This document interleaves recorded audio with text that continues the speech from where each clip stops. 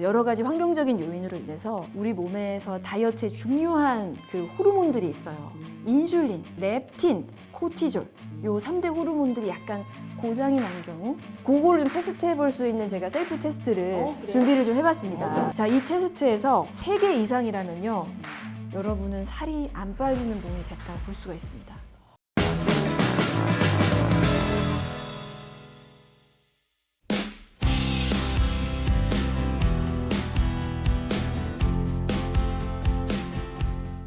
그 다이어트 할 때는 그 소문을 좀 내야 되는 것 같아요. 나 다이어트 한다. 근데 나의 다이어트는 평생 이렇게 적게 먹는 건 아니고 이제 다이어트 기간을 좀 나눠서 플랜을 세워보시면 좋은데 감량기와 유지기가 있다. 네.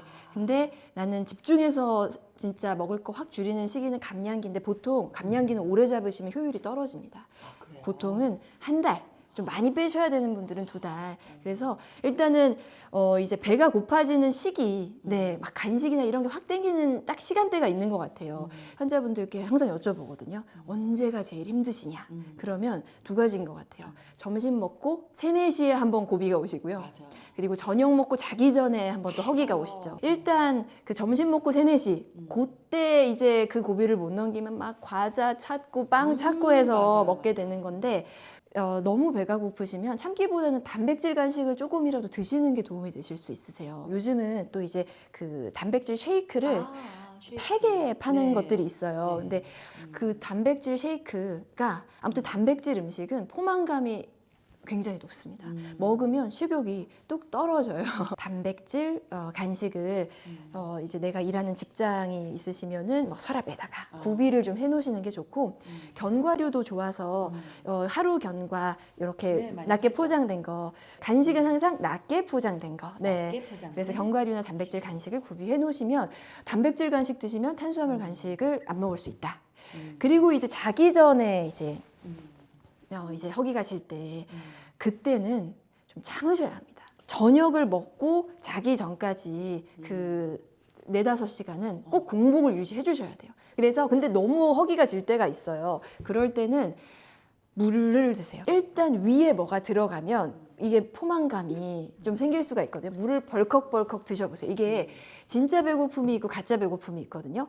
계속 꼬르륵 꼬르륵 소리 나고 그런 이제 진짜 배고픔일 경우도 있지만 대부분은 저녁을 우리가 드셨다면 가짜 배고픔일 경우가 많아요. 그래서 그럴 때는 물로 이제 물을 많이 드시면 그 시기를 좀 넘어가실 수 있다. 그런데 문제는 진짜 배고픔일 경우가 있어요. 그게 왜 그러시냐면 저녁을 제대로 안 드셔서 그래요. 많은 분들이 나 완전 살 빨리 뺄 거야. 저녁 굶어. 아니면은 저녁을 막 너무 이른 시간에 드셨다든지 저녁을 단백질 없이 그냥 막 샐러드만 드셨다든지 이렇게 제대로 안 드시면 결국은 포만감이 오래가지 못하니까 밸런스가 굉장히 중요하시거든요. 제일 중요한 거는 밤에 안 먹는 거기 때문에 밸런스를 보통 이제 아침은 많이 드시는 분들은 없으세요. 그래서 아침은 그냥 드시는 대로 드시면 되고 점심이 좀 든든하셔야 돼요. 점심은 우리가 저녁 소식을 해야 되기 때문에 점심은 좀 뭐 한식으로 드시면 좋고요. 밥만 반 공기 정도 해서 무조건 단백질 반찬. 그래서 고기, 생선, 뭐 콩비지 이런 단백질 반찬이 메인이 되게 해서 점심은 좀 든든히 드셔주시고 저녁은 탄수를 좀 확 빼셔도 되는데 이제 고기 반찬, 뭐 고기에 야채 구워 드시던지 단백질이 주가 되게 해서 저녁을 드시는데 포인트는 저녁 메뉴에는 꼭 단백질이 좀 들어가 있어야 된다는 거. 많은 분들이 닭가슴살만 먹어야 되는 거 아니에요? 소금기 하나도 없어야 되는 거 아니에요? 하시는데 그러면 오래 못 하세요. 네, 우리가 감량기를 뭐 4주 정도 끌고 갈 거다 하면은 이게 꾸준히 좀 할 수 있는 다이어트가 되어야 되거든요. 그러려면 탄수화물만 안 드시면 돼요. 단백질로 드실 거면은 기름기가 적은 고기 부위 다 괜찮으시고요. 닭 다리살도 좋으시고 이제 안심이나 뭐 부채살 다 괜찮으세요. 삼겹살만 안 드시면 되시고 기름 많은 목살 드시면 좋으시고 그래서 고기에다가 야채 드시면 되게 든든하거든요. 그렇게 잘 드시면 야식 생각이 안 나실 수 있어요. 뭐 체질이 있다기보다는 여러 가지 환경적인 요인으로 인해서 우리 몸에서 다이어트에 중요한 그 호르몬들이 있어요. 인슐린, 렙틴, 코티졸 요 3대 호르몬들이 약간 고장이 난 경우가 많은 것 같아요. 그거를 좀 테스트해 볼 수 있는 제가 셀프 테스트를 준비를 좀 해봤습니다. 네.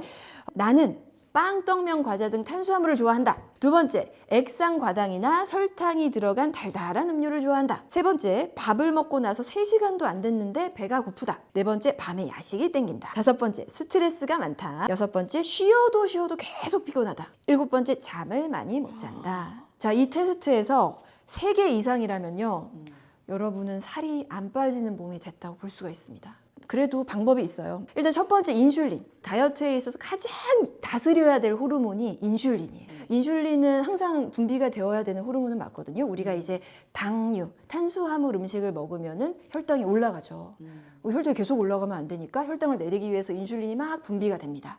근데 이제 문제는 막 너무 혈당을 빨리 올리는 그런 단맛이 나는 음식들, 정제 탄수화물들, 흰빵, 흰쌀밥 이런 거 드시면 혈당이 빨리 급격하게 올라가거든요. 그러면 인슐린이 서서히 분비되는 게 아니라 급격하게 또 올라가요. 그러면은 혈당이 뚝 떨어지겠죠. 네. 그러면 또 배가 고파지시는 거예요. 그러니까 이 정제 탄수화물을 먹지 말라고 하는 게 인슐린 호르몬이 급격하게 분비가 되면서 혈당이 내려가면 또 배고프고 그럼 또 먹어야 되고 이런 악순환이기 때문에 인슐린을 좀 이제 수치를 낮추는 게 중요하신 거고요. 또 인슐린은 많이 분비가 되면 지방이 계속 저장되는 모드로 바꿔버려요. 그래서 인슐린은 낮게 유지하시는 게 좋으시다. 아까 말씀드린 혈당을 빠르게 올리는 당지수가 높은 그런 음식들을 적게 드시는 거죠. 단맛이 나는 액상과당이 들어간 음료라든지 도너츠 이런 거를 좀 확 줄이셔야 돼요. 네, 그래서 이런 게 다 이제 화이트 푸드잖아요. 그래서 이제 화이트 푸드 다이어트라고 해서 이런 정제 탄수화물을 좀 확 줄이시도록 말씀을 드리고요. 대신에 혈당을 서서히 올리는 좋은 탄수화물들, 잡곡밥, 통밀빵 이런 것들은 섭취하셔도 괜찮습니다. 그래서 좋은 탄수화물로의 좀 전환을 시키시면 좋고요. 두 번째는 먹는 순서만 좀 바꾸셔도 인슐린 수치를 낮출 수가 있는데요. 제일 먼저는 섬유질이 많은 채소, 단백질 음식을 먼저 드시면 얘네들이 포만감이 높으니까 얘네를 먼저 먹으면 저절로 탄수화물 음식의 섭취량은 줄어들 수밖에 없으세요. 그래서 먹는 순서를 좀 바꿔보시라. 네, 그러면 이제 인슐린 수치를 좀 낮추실 수가 있겠고요. 그리고 두 번째 호르몬은 이제 렙틴이라고 하는 호르몬인데, 렙틴은 이제 포만감 호르몬이라고 해서 우리가 먹으면 렙틴이 막 분비가 돼서 이제 그만 먹어 라고 숟가락을 내려놓게 만드는 호르몬이에요. 근데 이 렙틴이 고장이 나면 숟가락을 안 내려놓는 거죠. 계속 먹는 거죠. 이게 렙틴 호르몬에 이제 저항성이 생겼을 때 그런 일이 일어나는데 요거는 운동을 하시면 됩니다. 중년 다이어트는 사실 운동이 좀 필수적이기는 하세요. 네, 다들 대사량도 떨어지고 하셔서 그래서 이제 근데 운동 중에서도 걷기를 그냥 산책하는 정도의 땀이 안 나는 강아지 산책시키시면서 하는 그런 운동은 의미가 없으시고, 근데 진짜 이 렙틴 저항성을 개선하는 정도가 되시려면 중강도 이상, 그래서 운동할 때는 반드시 땀이 나고 숨이 차셔야 되세요. 마지막으로 코티졸, 스트레스 호르몬이라고 불리는데 스트레스 받을 때 나옵니다. 근데 코티졸이 많이 나오면 우리 스트레스 받으면 막 얼굴이 붓고 지방이 쌓이는 몸으로 역시 전환을 시키기 때문에 스트레스를 안 받는 환경을 좀 만들어 주셔야 되는데, 일단 잠을 좀 충분히 주무시면 네, 코티졸이 좀 좋아지실 수 있으세요. 잠을 잘 때 이 지방 대사가 엄청 많이 이루어지시고요.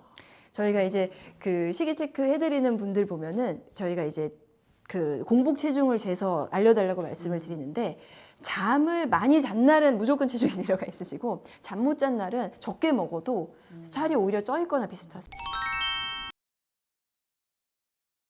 이 다이어트 식품 말씀드릴 때 아무튼 단백질 음식 드시라고 하는데 제일 많이 생각하시는 거는 뭐 닭가슴살. 네.